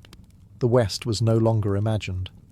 It had been walked, crossed, and survived. When the Corps of Discovery returned east, they brought back more than survival stories. They carried knowledge that fundamentally altered how the United States understood its own future. The journals of Meriwether Lewis and William Clark transformed vague speculation into concrete reality. Rivers now had courses, mountains had passes. The West was no longer an idea. It was a place. Their records catalogued hundreds of plant and animal species previously unknown to American science. Some were practical discoveries, sources of food, medicine, or trade. Others were simply proof of the continent's biological richness. Jefferson's Enlightenment dream had succeeded. Observation and reason had survived the wilderness. Maps were perhaps the expedition's greatest legacy. Clark's cartography redrew the interior of North America with unprecedented accuracy. These maps would guide traders, soldiers, and settlers for decades. Routes once guessed at were now traced with confidence. The Mississippi was no longer the edge of American knowledge. It was merely the beginning. Yet the information carried consequences far beyond science. The expedition confirmed that westward expansion was possible. Difficult, dangerous, and costly, but possible. This realization accelerated migration, trade, and eventually conquest. What Lewis and Clark documented would soon be followed by roads, forts, and towns. Native nations understood this shift more clearly than most Americans. To them, the expedition was not a neutral act of discovery, but a signal. Knowledge is power, and maps are claims. Though Lewis and Clark often acted with respect, the future their success enabled would not always follow that example. Sacagawea's role within this legacy is especially revealing. She returned quietly to relative obscurity, her contributions long minimized or romanticized. Yet without her knowledge, language, and presence, the expedition's success would have been far less certain. She symbolized cooperation, but also the unequal way history distributes recognition. For Jefferson, the expedition validated his belief that a republic could expand through intelligence rather than brute force alone. For the nation, it sparked confidence bordering on inevitability.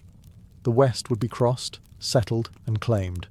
Lewis and Clark had not conquered the continent, but they had unlocked it, and once unlocked, it could never again be closed. The success of the expedition came with a price that was not immediately visible when Meriwether Lewis and William Clark returned as national heroes. In the short term, the journey was celebrated as a triumph of courage, science, and leadership. But the knowledge they delivered did not remain neutral for long. Once the land was mapped, it became reachable. And once it was reachable, it became contested. The expedition unintentionally set events in motion that no single individual could control. Traders followed the routes Lewis and Clark had traced. Then came soldiers, surveyors, and settlers.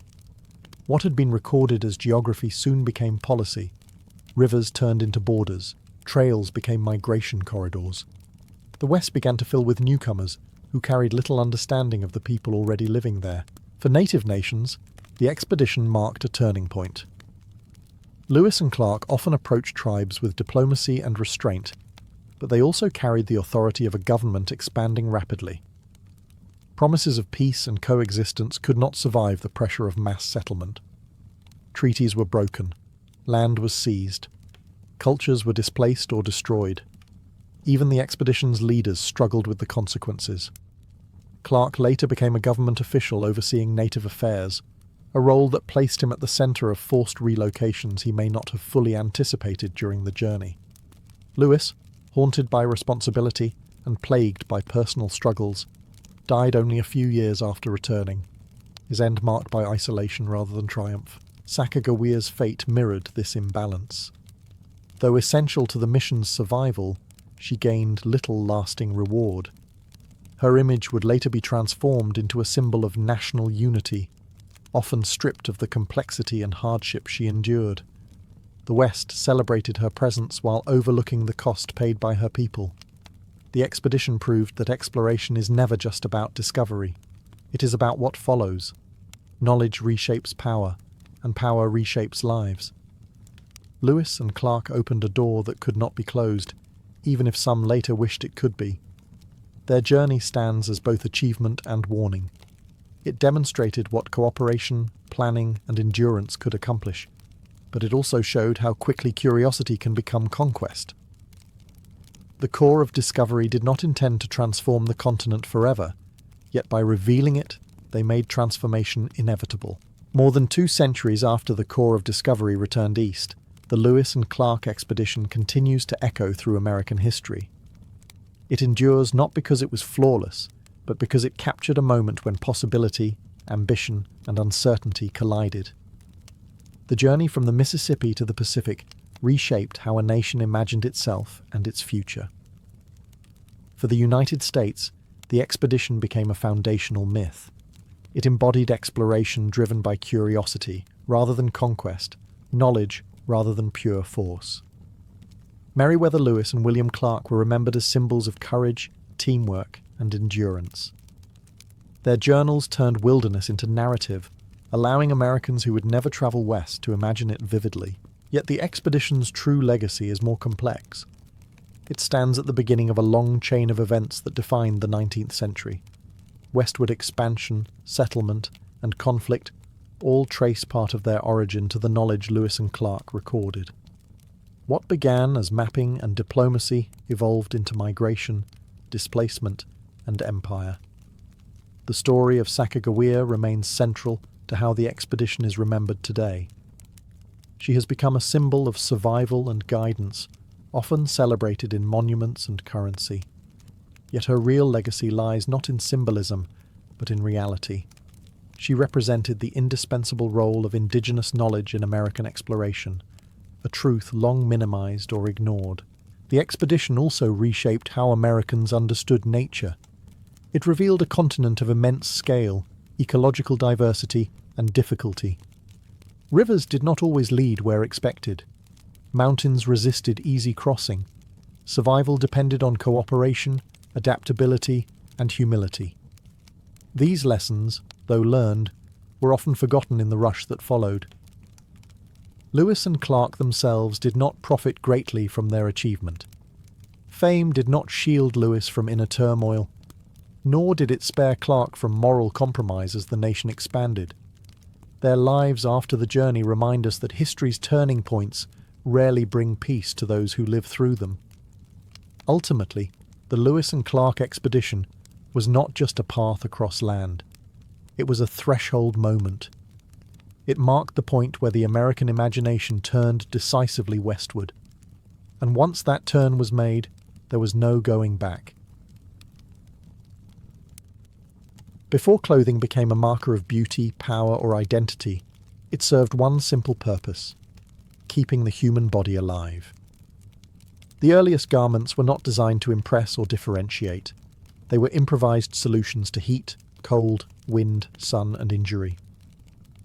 Long before weaving looms or dyes, humans wrapped themselves in animal skins, bark fibres, grasses, and hides, stitched together with bone needles and sinew. What you wore depended entirely on where you lived, and what the land allowed you to take from it. In cold climates, clothing meant insulation. Thick hides, layered furs, and tightly wrapped garments trapped heat and blocked wind. In hotter regions, clothing took the opposite approach. Loose coverings shaded the skin while allowing air to circulate, preventing overheating and sun damage. The difference between survival and death often came down to how well fabric worked with the climate rather than against it. At this stage, clothing was deeply practical and largely uniform. There was little distinction between what men, women, or children wore beyond size and immediate function. A garment's value was measured by durability and comfort, not appearance. Tiers were patched, hides reused, and garments adapted endlessly. Waste was not an option. As human groups began to settle rather than migrate constantly, clothing slowly changed. Predictable seasons encouraged experimentation. Plant fibers like flax and hemp were twisted into thread. Simple weaving emerged. These developments allowed lighter, more flexible garments that could be repaired and reproduced with greater ease than animal skins alone. Even then, clothing remained closely tied to survival. A poorly made garment meant exposure. A badly chosen material meant sickness. Early people understood this intuitively. Clothing was part of the same knowledge system as shelter, fire, and food storage.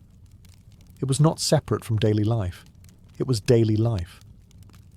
Only once survival was reasonably secure did clothing begin to accumulate meaning beyond function.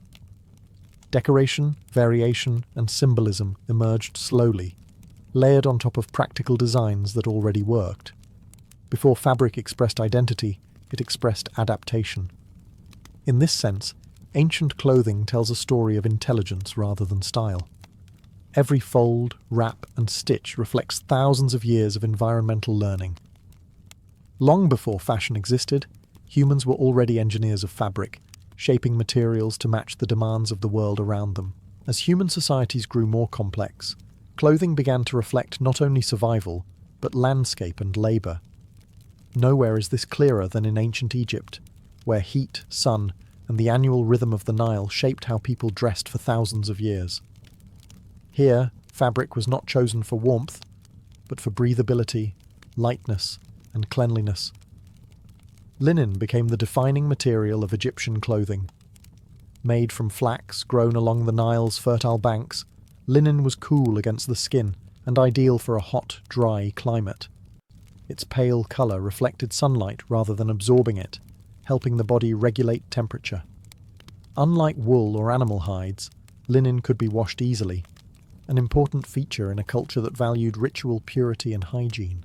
Early Egyptian clothing was strikingly simple in form. Men often wore short linen kilts tied at the waist, while women wore long, close-fitting dresses supported by straps. These garments were not tailored in the modern sense. They were wrapped, folded, and tied, allowing flexibility and reuse. The human body remained visible in outline, emphasizing movement rather than concealment. Status entered clothing not through shape, but through quality. Finer linen required more labour to produce and signalled wealth and rank. The elite wore sheer, carefully woven cloth, while labourers wore coarser versions suited for physical work. Clothing did not hide social hierarchy. It quietly displayed it. Religion also shaped fabric choices. Priests were required to wear linen, as animal products were associated with impurity in sacred contexts. This rule reinforced linen's prestige and tied clothing directly to cosmology. What you wore reflected not only your place in society, but your relationship to the divine. Jewellery, wigs, and accessories added complexity without changing the core garments themselves. Egyptians layered meaning onto simplicity. The clothing remained functional, but adornment allowed individuality, ceremony, and expression. What stands out most is restraint. Egyptian clothing changed little over centuries because it worked. Climate, material, and cultural values aligned so effectively that innovation was unnecessary. Fashion, in the modern sense, had no urgency here. In ancient Egypt, clothing was a quiet agreement between environment and civilization. Linen was not a trend. It was a solution perfected over generations, proving that sometimes evolution means knowing when not to change at all. Moving north into the Mediterranean world, Climate and culture reshaped ancient clothing once again. In ancient Greece, fabric became a medium not just for comfort, but for philosophy. Greek clothing reflected balance, proportion, and an idealized view of the human form, values that echoed throughout art, architecture, and daily life. Wool dominated Greek wardrobes. Unlike Egypt's flax-rich environment, Greece's rocky terrain favoured sheep herding over agriculture. Wool provided warmth during cool mornings and evenings while remaining breathable enough for daytime heat. It could be dyed, layered, and adapted, making it versatile across seasons and social contexts. Greek garments were defined less by cutting and stitching and more by draping. The chiton and himation were essentially large rectangles of cloth folded, pinned, and belted around the body. This approach allowed clothing to flow naturally, emphasizing movement and posture, rather than rigid structure. The fabric worked with the body, not against it. This simplicity carried philosophical meaning. Greek thinkers believed harmony came from proportion and moderation. Clothing mirrored this belief. There was little excess in form. Beauty emerged from how fabric fell and how the wearer moved. Skill lay not in tailoring, but in how one wore the cloth. Social distinctions still mattered, but they were subtle. Length, quality of wool, and colour signalled status. Citizens, foreigners, slaves, and women were all identifiable through variations in dress, yet the basic forms remained shared. Clothing reinforced community while allowing hierarchy to exist within it. Gender also shaped drapery. Men's garments allowed freedom of movement for athletics and public life. Women's clothing emphasized coverage and continuity, reflecting social expectations rather than physical limitation. The fabric itself was neutral. Meaning came from how it was arranged.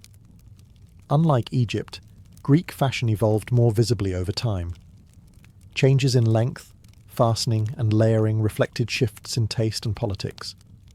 Yet innovation never abandoned drapery. The rectangular cloth remained central, proving that adaptation did not require complexity. Greek clothing represents a turning point. Fabric was no longer just protection or status. It became a visual philosophy. Through wool and drape, the Greeks expressed their belief that order, balance, and beauty could exist even in the simplest materials, as long as they were used with intention. When ancient Rome absorbed the Greek world, it inherited its clothing forms, but transformed their meaning. Roman garments were still based on draped fabric, but in Rome, clothing became less about philosophical beauty and more about hierarchy, citizenship, and power.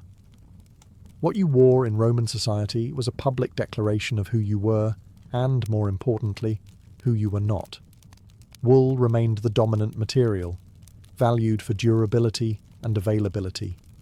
Linen existed, and silk appeared later, but wool defined Roman daily life. Unlike the fluid Greek approach, Romans imposed stricter rules on dress. Clothing was regulated by custom and, at times, by law. Dress codes reinforced social order in a civilization obsessed with rank. The toga was the most powerful symbol of Roman identity.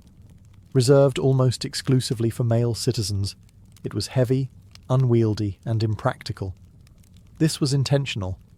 The toga was not meant for labour. It signalled leisure, authority, and participation in civic life. To wear it was to belong to the state. Slaves, foreigners, and most women were excluded from this privilege. Tunics formed the foundation of Roman clothing. Everyone wore them, but not all tunics were equal. Stripes, length, and fabric quality indicated status. Senators wore broad purple stripes. Knights wore narrower ones. Even colour carried meaning. Purple dye was expensive and restricted, turning fabric into a controlled symbol of power. Women's clothing reflected both status and morality. The stola, worn by respectable married women, marked legal and social standing. Prostitutes and enslaved women were forbidden from wearing it, reinforcing moral boundaries through fabric. In Rome, clothing was not just descriptive, it was prescriptive. As the empire expanded, Roman fashion absorbed foreign influences. Silk from China, cotton from the East, and exotic dyes entered elite wardrobes. Yet these luxuries sparked anxiety. Roman writers complained that foreign fabrics weakened traditional values. Clothing became a battleground between tradition and globalization. Roman dress reveals a shift in purpose. Fabric no longer simply adapted to climate or expressed aesthetics. It enforced structure. It maintained order. In Rome, clothing was a system of visual control, ensuring that hierarchy remained visible at all times. Unlike Greek ideals of balance or Egyptian simplicity, Roman clothing spoke in rules. To be seen was to be judged, and fabric became one of the most efficient tools the empire ever used to define power without speaking a word. While wool and linen shaped the Mediterranean world, a very different textile revolution was unfolding in China. Here, clothing evolved around silk, a fabric so valuable that it reshaped economics, diplomacy, and social hierarchy. Silk was not simply worn. It was cultivated, guarded, and elevated into a symbol of civilization itself. Silk production required precision and patience. Silkworms fed on mulberry leaves, spun delicate cocoons, and were harvested at just the right moment to preserve the thread. This process demanded specialized knowledge and labor, making silk rare and expensive. From the beginning, it was associated with power and refinement rather than necessity. Chinese clothing emphasized layering and structure. Robes wrapped around the body and were secured with sashes, creating a sense of order and continuity. Unlike Greek drapery, Chinese garments were more standardized, reflecting Confucian values of hierarchy, harmony, and ritual. Clothing was meant to reinforce social stability, not individual display. Rank was encoded directly into fabric. Colors, patterns, and embroidery were regulated. Certain hues were reserved for the elite. Symbols woven into silk identified official position and imperial favor. To wear the wrong fabric was not a fashion mistake. It was a legal and moral violation. Climate still mattered. Silk's ability to insulate while remaining lightweight made it suitable for varied environments. Linen and hemp were used by commoners, especially for labor, but silk defined aspiration. It was smooth, luminous, and visibly different from coarse materials. Even from a distance, silk announced status. Silk's influence extended far beyond China's borders. As demand grew, trade routes formed to move the fabric westward. These routes would later be known collectively as the Silk Road. Through them, silk carried not only wealth, but ideas, styles, and cultural exchange. Clothing became a vehicle of globalization long before the concept existed. Yet silk also reinforced boundaries. Knowledge of its production was tightly controlled. Revealing the process to outsiders was punishable by death. Fabric here was power, and power was protected. In ancient China, clothing reached a new level of meaning. It was no longer just adaptation or hierarchy. It was ideology made visible.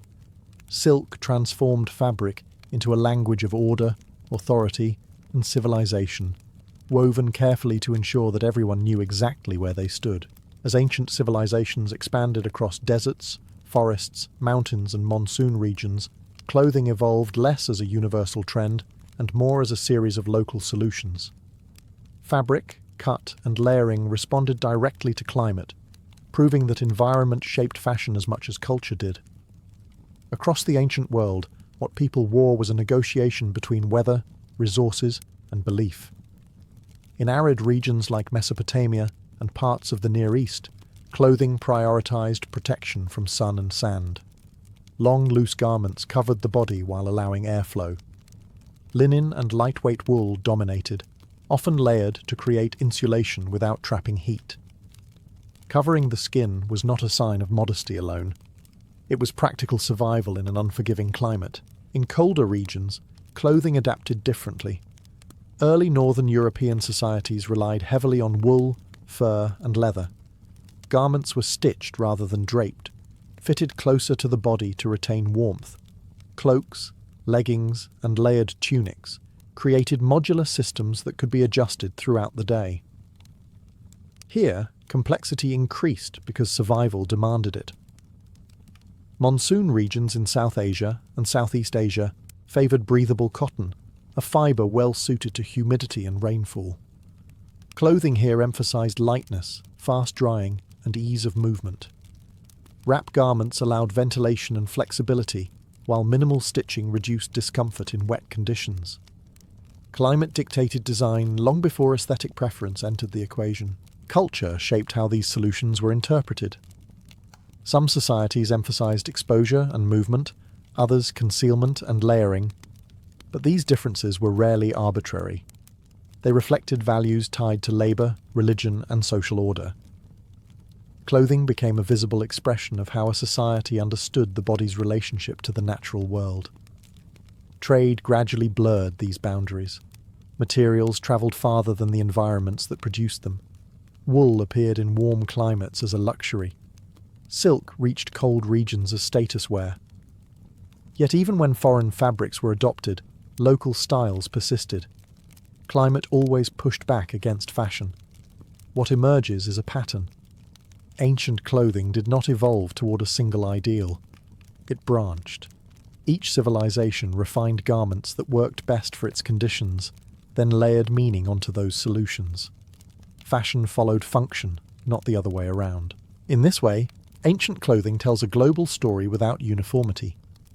It reveals how humans across the world solved the same problem differently. How to live comfortably, visibly, and meaningfully inside their environment. By the time ancient societies reached relative stability, clothing had moved far beyond survival and climate. Fabric became a language.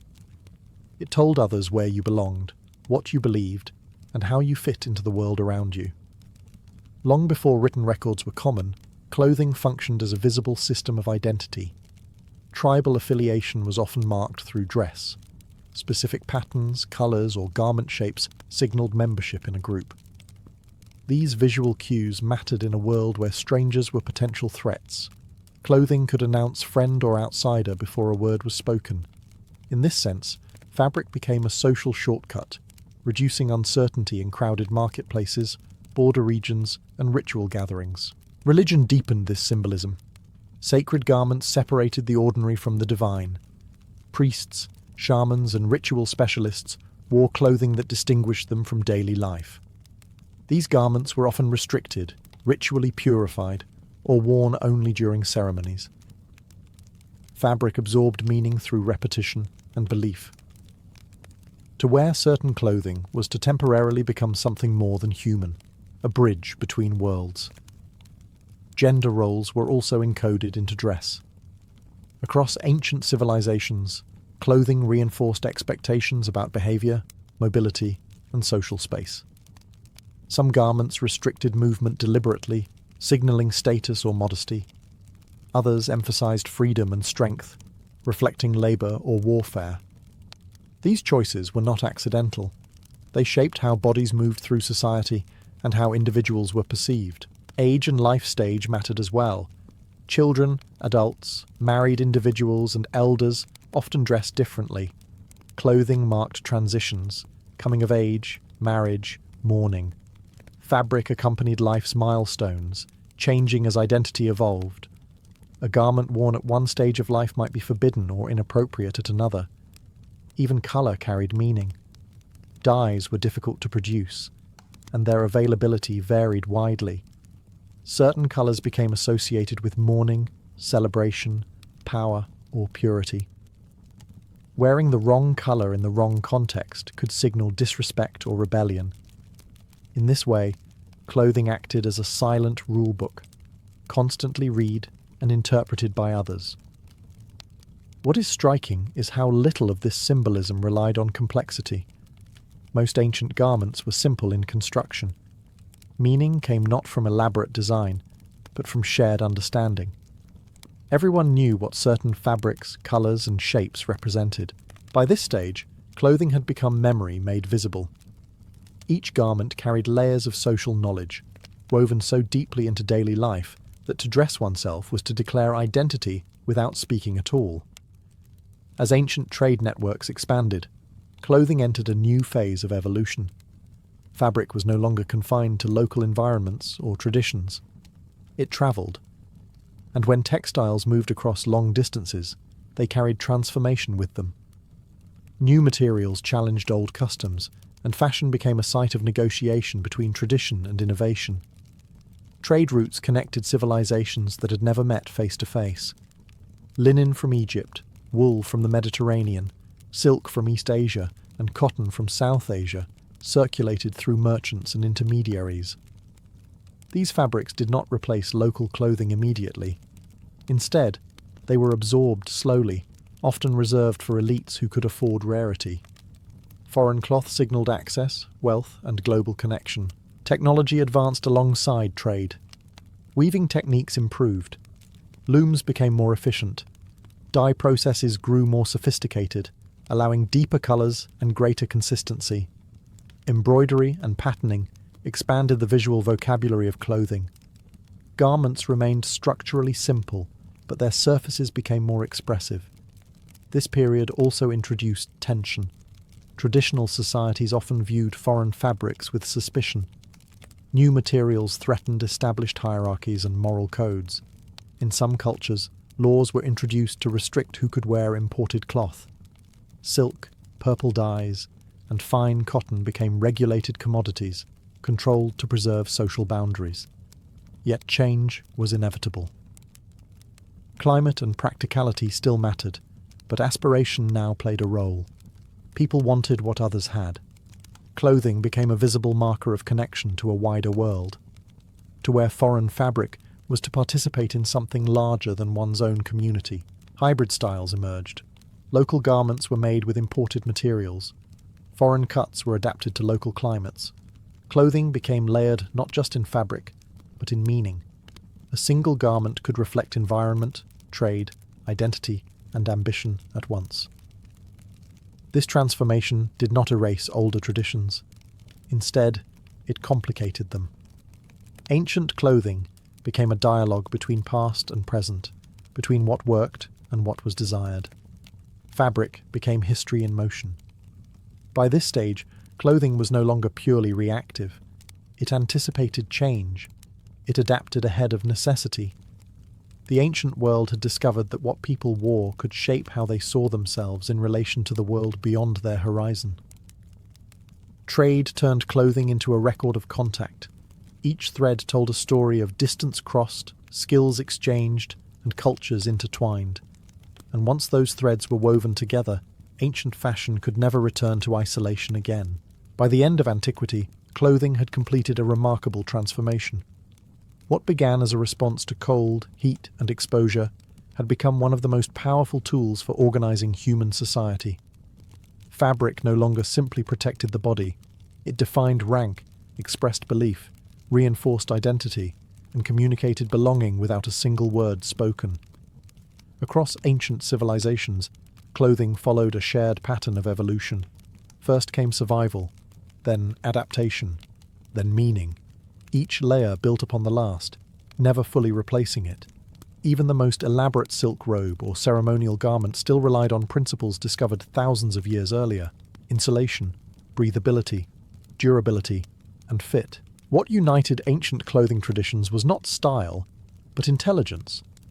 Humans learned to read their environment and translate that knowledge into fabric. Climate shaped materials. Geography shaped technique.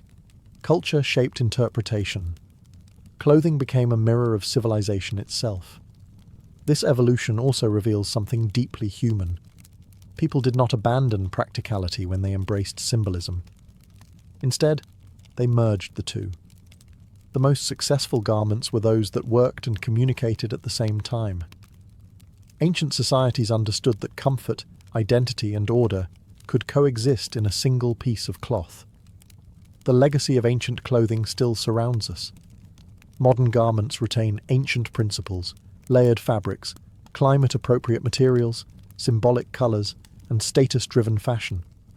What has changed is speed, not purpose. Fashion cycles faster, but the underlying logic remains unchanged. When we look at ancient clothing, we are not seeing something distant or obsolete. We are seeing the foundation of how humans learned to live together. Every tunic, kilt, robe, and wrap represents an experiment in survival that gradually became an expression of civilization. In the end, ancient clothing tells a quiet but profound story. Before writing, before cities, before empires, humans wrapped themselves in the world around them. And through fabric, they learned not just how to survive, but how to belong.